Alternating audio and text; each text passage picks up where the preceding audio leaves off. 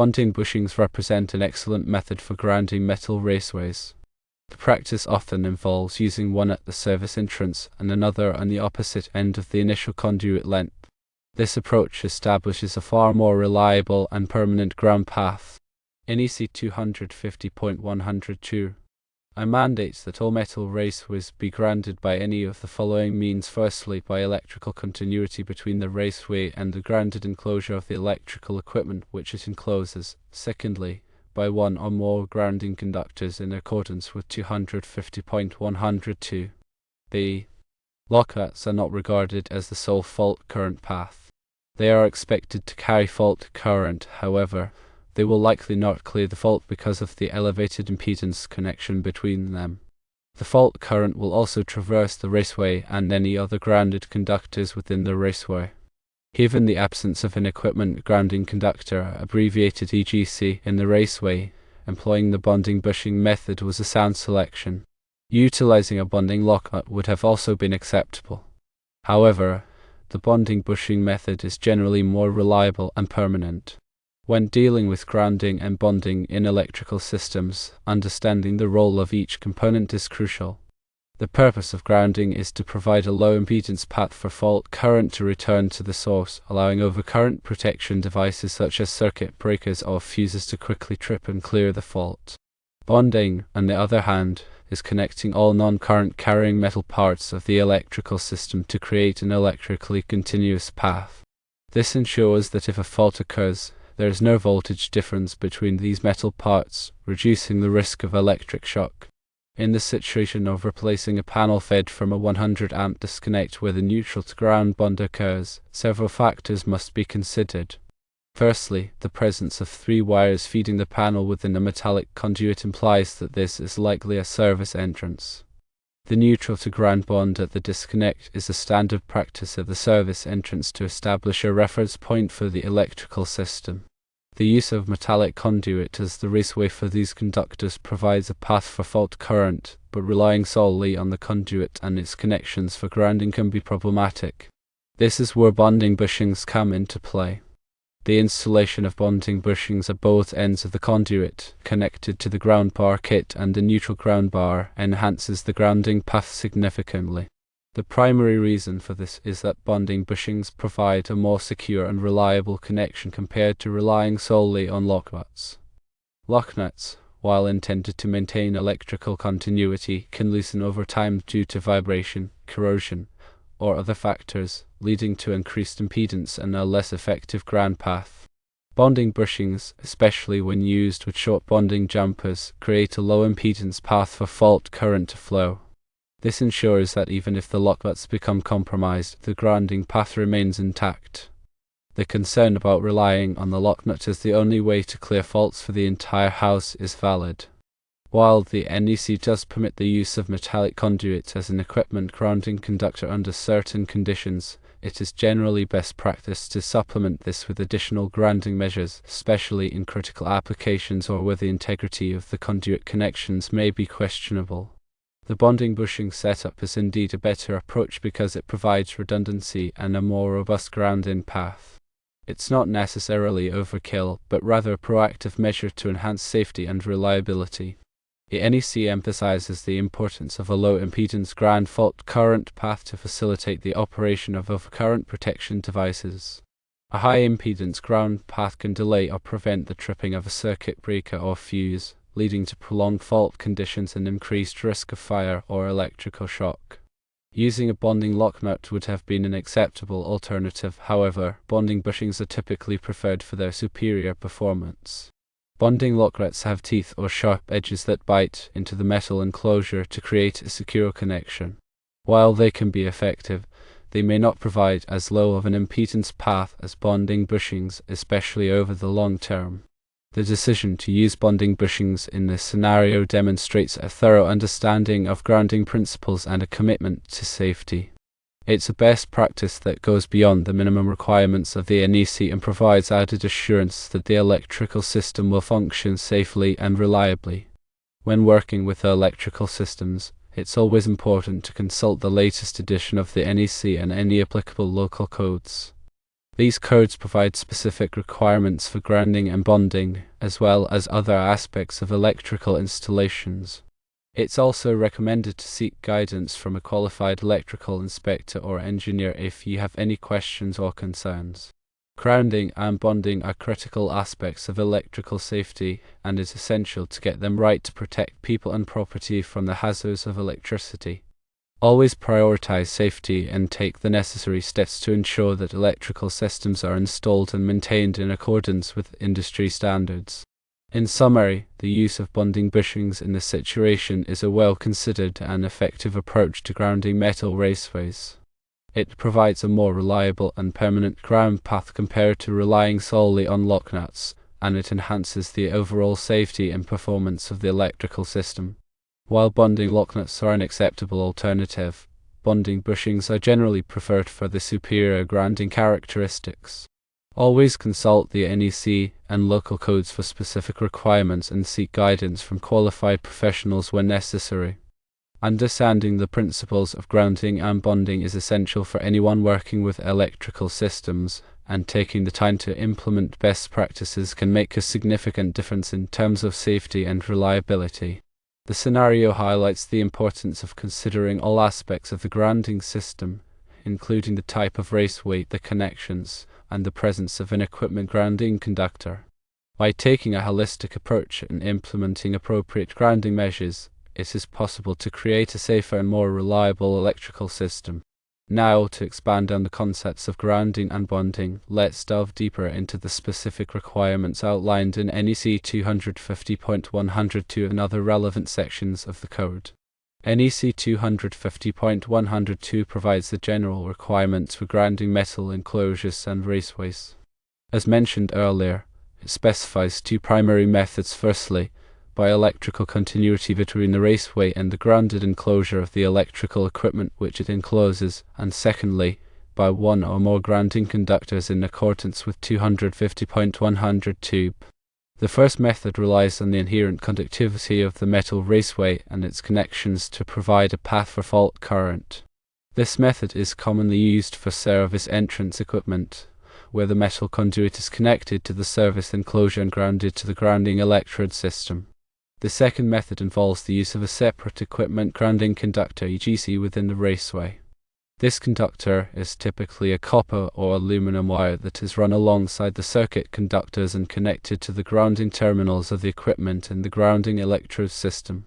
The EGC provides a dedicated low-impedance path for fault current, which is particularly important in circuits that serve sensitive electronic equipment or where the integrity of the raceway connections may be questionable. In the case of the panel replacement described, the absence of an EGC in the existing raceway is a significant factor. While the metallic conduit can serve as a grounding path, its effectiveness depends on the quality of the connections and the overall impedance of the path. This is where bonding bushings come into play. Bonding bushings are designed to provide a low impedance connection between the conduit and the grounding system. They typically have a sharp tooth or edge that bites into the metal enclosure, creating a secure electrical connection. In addition, bonding bushings often have a provision for connecting a bonding jumper, which is a short length of wire that connects the bushing to the grounding terminal or busbar. The bonding jumper provides an additional path for fault current, further reducing the impedance of the grounding system. When installing bonding bushings, it's important to ensure that they are properly tightened and that the bonding jumpers are securely connected. The connections should be free of corrosion and other contaminants that could increase the impedance of the path. It's also a good practice to use antioxidant compounds in the connections to prevent corrosion and maintain a low impedance path over time. In addition to bonding bushings, there are other types of grounding fittings that can be used to enhance the grounding system. These include grounding lock nuts, grounding wedges, and grounding clamps. Each type of fitting has its own advantages and disadvantages, and the choice of fitting will depend on the specific application and the requirements of the NEC. Grounding lock nuts, as mentioned earlier, have teeth or sharp edges that bite into the metal enclosure. They are typically used in situations where a bonding bushing is not required or where space is limited. Grounding wedges are used to connect grounding conductors to metal enclosures or raceways. They provide a secure mechanical and electrical connection and are often used in industrial applications. Grounding clamps are used to connect grounding conductors to grounding electrodes, such as ground rods or water pipes. They provide a reliable and corrosion-resistant connection and are essential for establishing a proper grounding electrode system. The grounding electrode system is a critical component of the overall grounding system. It provides a connection to the earth, which helps to stabilize the voltage of the electrical system and provide a path for fault current to dissipate. The NEC specifies the types of grounding electrodes that are permitted, as well as the requirements for their installation. Common types of grounding electrodes include ground rods, metal water pipes, and concrete encased electrodes, also known as UFA grounds. Ground rods are typically driven into the earth and connected to the grounding system with grounding clamps and conductors. Metal water pipes can be used as grounding electrodes if they are in direct contact with the earth for at least 10 feet and if they are electrically continuous. Concrete encased electrodes are installed within the concrete foundation of a building and provide a very effective grounding path. The size of the grounding conductors and electrodes must be in accordance with the NEC. The size requirements depend on the size of the service entrance conductors and the type of grounding electrode. It's important to consult the NEC to determine the appropriate size for each component of the grounding system. In addition to the requirements for grounding electrodes, the NEC also specifies the requirements for bonding. Bonding, as mentioned earlier, is the process of connecting all non-current carrying metal parts of the electrical system to create an electrically continuous path.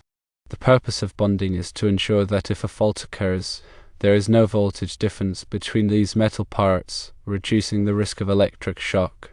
The NEC requires that all metal enclosures, raceways, and other metal parts that are likely to become energized be bonded together. This includes metal water pipes, gas pipes, and structural steel. The bonding conductors must be sized in accordance with the NEC and must be securely connected to the metal parts.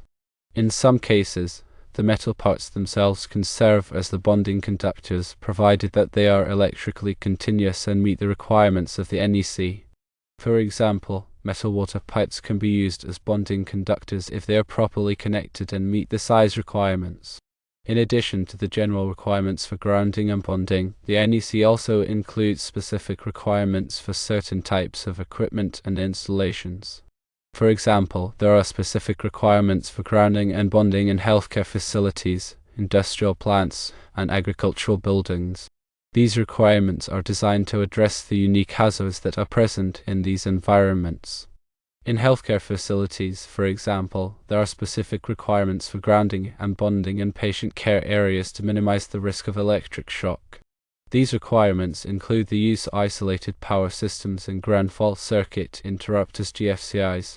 In industrial plants, there are specific requirements for grounding and bonding to protect against the hazards of static electricity and flammable materials. These requirements include the use of static grounding straps and bonding jumpers. In agricultural buildings, there are specific requirements for grounding and bonding to protect against the hazards of stray voltage, which can affect the health and productivity of livestock. These requirements include the use of equipotential planes and ground fault protection. Understanding the specific requirements for grounding and bonding in different types of installations is essential for ensuring the safety and reliability of electrical systems. It's important to consult the NEC and other applicable codes and standards to determine the appropriate grounding and bonding methods for each application. Finally, it's important to remember that grounding and bonding are not one-time tasks. They require ongoing maintenance and inspection to ensure that they remain effective over time. Connections can loosen, corrosion can develop, and grounding electrodes can deteriorate. Regular inspections can help to identify and correct any problems before they lead to safety hazards or equipment failures. During inspections, it's important to check the condition of grounding conductors, bonding jumpers, and grounding electrodes. Look for signs of corrosion, damage, or loose connections. Test the resistance of the grounding system to ensure that it is within acceptable limits. The NEC provides guidelines for testing grounding systems and for determining the acceptable resistance values. If any problems are found, they should be corrected immediately.